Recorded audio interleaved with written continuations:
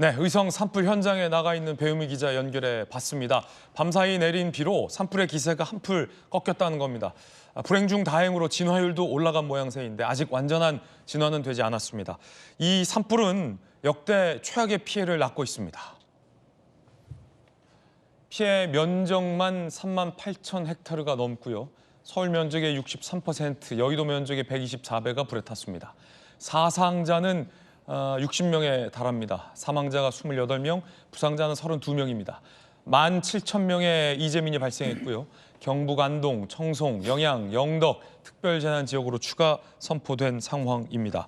이 불길의 피해가 컸던 이유는 강풍을 타면서 불이 번지는 속도가 이렇게나 빨랐기 때문입니다. 초고속으로 번진 의성 산불, 시속 8.2km, 사람이 뛰는 것보다 빠른 속도로 불길은 빠르게 번져갔습니다. 자, 오늘 남성현 전 산림청장님 모셨는데요. 이 지도 한번 보시면요, 청장님, 불길이 굉장히 광범위하게 번졌는데 번지는 속도가 왜 이렇게 빨랐나요? 이제 번지는 속도가 크게 두 개인데요. 하나는 이제 강풍이고요. 그다음에 이제 과거의 산불보다 우리가 20년 전보다 지금 숲이 우거져가지고 한 3배 이상의 산불로 보면 연료가 그만큼 많아졌다. 그렇군요. 이게 큰 건데 이제 그동안의 강풍은 한 10m, 한 20m 정도였는데 이제는 태풍급, 국지적으로는 돌풍.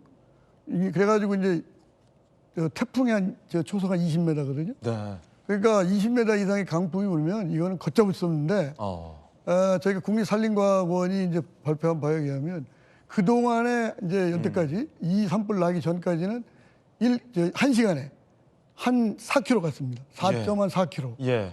근데 이제 나사에서도 이제 인공위성으로 봤지만 이번에 산불은 8.2km. 굉장히 빠른 속도. 그러니까 그동안에 빅데이터에 4.4km가 있던 것이 2배 정도? 2배가 넘어갔다. 그게 이제 큰 의미가 첫째는 강풍이 세졌고 두 번째는 습도가 과거보다 더 낮아졌고 그다음에 이제 온도가 기후 변화로 올라가고 그다음에 이제 숲의 모습이 20년보다 3배가 많아졌다. 이게 전부 합쳐져 가지고 이렇게 큰 산불이 지금 나고 있습니다. 예, 사실 이번 사망 피해도 많습니다. 특히 사망자 중에는 대피하시던 길에 참변을 당한 어르신들도 많습니다. 그 이유는 사람이 뛰는 속도보다 불이 번지는 속도가 빨랐기 때문이라고 합니다. 자, 보시면요. 이 경북 산불 확산 속도가 시속 8.2km인데요. 65세 노인, 65세는 사실 노인도 아닌데 65세 성인의 기준 달리기 평균 속도가 7.17km라는 평균이 있습니다. 그러니까 사실은 사람이 뛰는 속도보다 불이 덮치는 속도가 훨씬 더 빨랐던 겁니다. 거기에 사망자 대다수가 고령자인 것을 감안한다면 사람이 대피하는 속도보다 불길이 사람을 덮치는 속도가 더 빨랐던 것으로 보입니다. 제보자들은 정말이지 이 생지옥을 경험했다라고 당시 이 화마의 위협을 증언하고 있습니다. 들어보시죠. 이어서 북의선 톨게이트입니다. 공포감을 넘어서 불지옥 같은 진짜 생지옥을 경험했다고 생각되거든요. 제가 더 위험할 것 같고 무조건 직진으로 가야겠다고 생각해서 무조건 나가야 된다 생각해서. 자, 청장님, 산림청장이시니까 누구보다 이 산불에 대해서도 전문가이신데 안타깝게 지금 우리가 전해드리고 있지만 대피하시던 길에 참변을 당하는 경우가 많았고요. 차량에 탑승해 있는 탑승자인데도 도로에서 사망한 채 발견된 경우도 있었거든요. 이건 어떻게 봐야 됩니까? 저희가 이제 산불이 나면 이제 이게 숲만 타고 산만 타는 게 아니라 마을이 타고 도시가 타거든요. 그래서 이제 이것도 하나의 이제 전쟁 전략으로 가야 되는데 전문가들은 산불을 끄고 지방자치단체 공무원, 그러니까 그동안에 산불을 안 껐던 공무원들, 이장님들은 이렇게 마을 외딴 집들에 돌아다니면서 대피를 그분들을 대피하는 게 가장 급선무입니다. 저희가 이제 행정당국에서는 그동안에 산사태도 그렇고 산불도 그렇고 미리 대피 장소 이런 걸 다 인지를 하고 마을회관에 갖다 다 공지를 해놓고 있거든요. 근데 이제 평상시에 조금 이제 아무래도 관심이 좀 떨어지고 가장 지금 저희가 이제 우려되는 것은 노약자, 예. 그다음에 이제 지체 이게 이동하기 어려우신 분들. 이제 이런 분들이 이제 되게 특히 이제 외딴 집. 그래서 거기에 이제 가가호 저희가 행정당국에서 이장님하고 이제 쫓아다니면서 다니거든요. 그리고 이제 공무원들이 차량도 가지고 119도 때로는 급할 때. 이번 산불 같은 경우는 워낙 이 뜨겁고 불길의 속도가 빨랐기 때문에 차량도 대피하는 차량도 안전하지 못했다 이 말씀이시군요. 그게 제일 문제입니다. 예. 그러니까 개인적으로 차량으로 이동하면 이게 산불 2km까지 왔다 갔다 합니다. 이번 산불은 도깨비불이라고 그래가지고 방향이 동서남북을 왔다 갔다 하거든요. 예. 그러니까 예측을 불허하기 때문에 집에 계시다가 행정당국이 인도하는 대로 마을회관, 그다음에 경로당, 학교 등 안전한 곳으로 가시는 게 개인 행동하지 마시고 그게 가장 중요합니다. 네, 자, 이 불 때문에 서산 영덕 고속도로에 있는 청송 휴게소도 불에 탔습니다. 자, 지금 보면 이 청송 휴게소입니다. 서산 영덕 고속도로에 지어져 있는 휴게소인데 이렇게 보시면 불에 탄 모습입니다. 다행히 이 주유소는 직접적인 화재 피해는 없었다고 하고요. 이 휴게 시설이 완전히 새카맣게 그을려져 있는 모습을 볼 수 있습니다. 아이고, 이거 이 정도면 이 전소가 됐는데 사실은 이 고속도로를 기준으로 산과 고속도로의 어떤 그 경계면에 이 휴게소들이 지어지고 있는데 산불이 번지는 속도가 워낙 빠르고 거세기 때문에 이처럼 서산 영덕 고속도로에 있는 청송 휴게소가 이 양방향 건물 모두가 다 지금 불에 타서 거의 전소되다시피 할 정도의 피해도 밤사이에 보고가 되고 있습니다. 자, 그런가 하면 이 안타깝게도 이 사찰이 전소되는 일이 많은데요.